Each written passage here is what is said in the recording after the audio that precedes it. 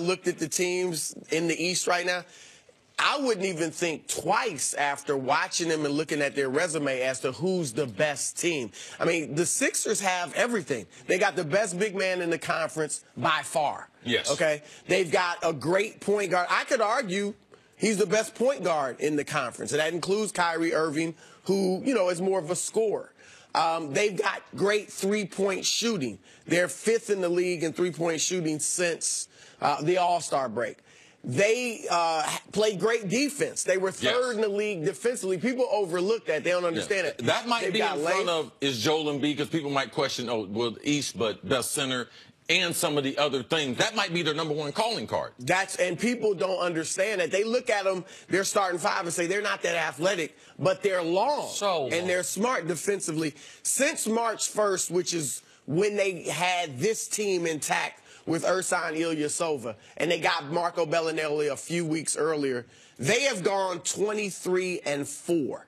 That's the best record in the league. Not the East, the league. They're the only team to win 20 games in that stretch. And so the only knock against them, I don't know if it's a knock, but is inexperience. That's it. That's real. Which hasn't even really affected them. No, it would be unprecedented for a guy in his rookie year, Ben Simmons, and Embiid is in his 2nd year of playing. Technically, it's really, fourth. but really didn't play much last year, only 31 games. Shaq Penny went to the finals when Penny was in his 2nd year. Shaq was in his 3rd year, but they had played more college ball than Embiid and Simmons and more pro ball. So they're a great team. They're certainly the team of the future in the East. One thing they did show me, and I talked to Nick and Jen about this last week, was people talk about inexperience. I was wondering how after they lose game 2, Joel Embiid starts to complain about not playing. They go to Miami. They get the big win on Thursday. Now, you've been in Miami. You've heard about Miami. They play a Saturday matinee.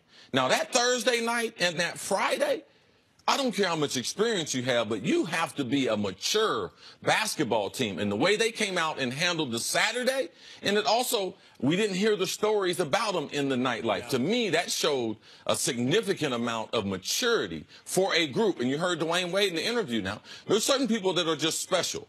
That experience is only a small thing when you put into the equation as far as pluses and minuses. So I did see that this weekend, and I was impressed with that. That's a great point. Well, and to your point, Broussard, I mean, the question is, are they the best team in the East? They are, I think, obviously right now, the best team in the East. Now, I also believe Cleveland's going to ultimately make the NBA Finals. I think Cleveland can present some problems for them offensively, and I think we saw that in their near 30-point comeback. But right now, I mean, how about just the last 20 games? They've won 19 of 20. You went back to March 1st. Since Christmas Day, they're 38-12. Plus the playoffs, so that would be 41-13. That's the 2nd best record in the NBA. Only Houston was better. Since Christmas Day, #2 defense in the NBA, the #1 point differential in the NBA. Like, that is an enormous sample size. And so when you just look at them with how they're playing, their one bugaboo in the regular season was effectiveness in the 4th quarter. That this was a team that blew a lot of 4th quarter leads. That offense got stagnant in the 4th quarter.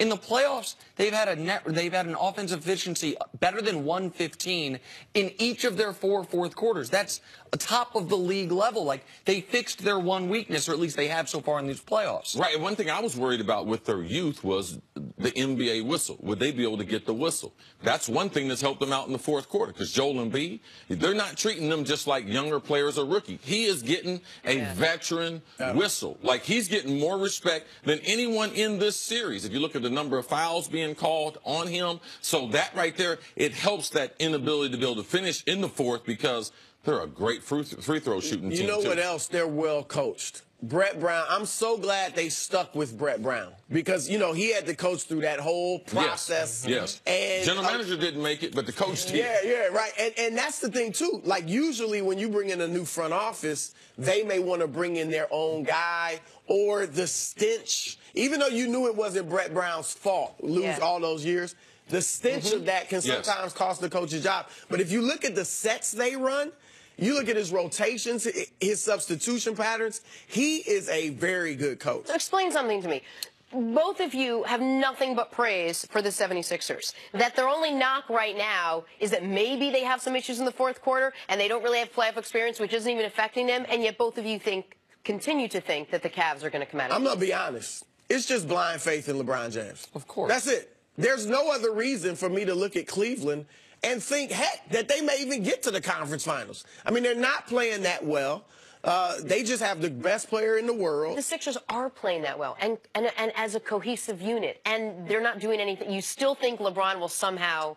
I'm not like totally convinced. But yeah, I'll stick with my pick. What you put there is correct. Like, it is just unadulterated faith in LeBron. But on the Sixers, like, to go from being a team that struggled in the fourth quarter to, in this series, be plus 42 in the fourth quarters they've played, to have won every single one of those fourth quarters.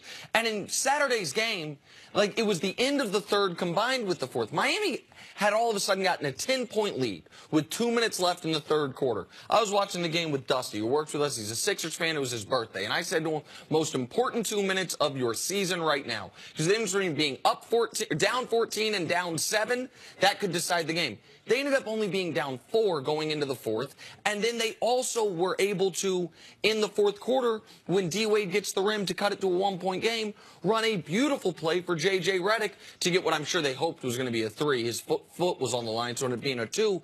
They executed late. They won a game that, if this series is 2-2, we're talking about it totally differently. They won a game where Embiid only made 2 shots, where Miami...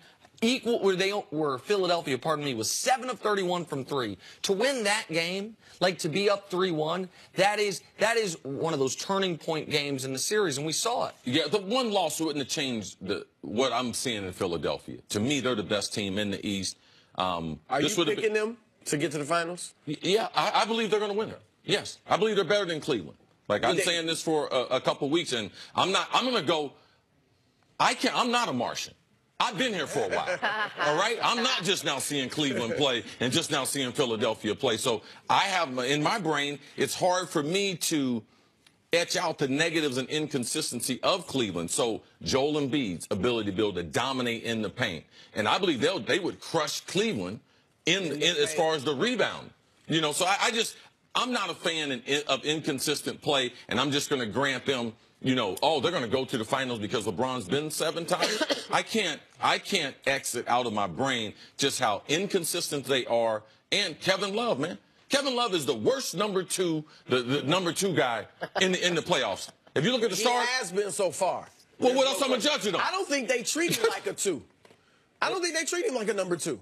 I mean, he had 8 shots the first game. He had 2 shots in the second half of Game 3. They don't go to him. Their offense is just a mess. Well, and I know we're going to talk more about Cleveland later. Here's the other thing Philly has going for it. When you just talk, I know the lack of experience is real. I've kept bringing up the 2010 Thunder, and then someone made a point. Maybe the better example is the 95 Magic. Or yeah, but there is no one who has experience besides LeBron. Well, and the East is completely wide open. That's a good point. And the point that I was leading to is, if we're ranking just players in the East, LeBron is 1, Giannis is 2. But 3 and 4 on Philly? Is Embiid 3 and Embiid? Well, Giannis is 2, but if I was starting a team, I would take each one of those Philly guys before Giannis. But even forget that part of it. Just right now, this moment, they might have the 3rd and 4th best players in the conference in Embiid and Simmons. Like, I know John Wall's out there. I understand DeMar DeRozan's out there. Like, I know what Embiid is when he's healthy, and the mask will come off soon enough. And Simmons has been excellent this entire run. Yeah, I mean, he's not better than DeMar DeRozan right now. I mean, like, we could talk about potential, but as far as the way DeRozan is playing, neither one of those guys are ranked higher than him. They're such different types of players. I mean, but if we're ranking all the players Simmons, right now, I mean, I would take Simmons over DeRozan. Moving forward, but we're talking about playing right now. The guy's playing excellent. Forget about the potential. He's playing well. Game 2, he was, or was it 3 that he struggled a little bit, DeRozan? I mean, I think Ben Simmons is playing great as well. And Embiid, forget potential. Embiid's going to either be Defensive Player of the Year or runner-up Defensive Player of the Year this year. But we don't have to parse it. The point is, we would all agree they have 2 of the, 6 best? Easily. 2 of the 7 best players in the conference on one team.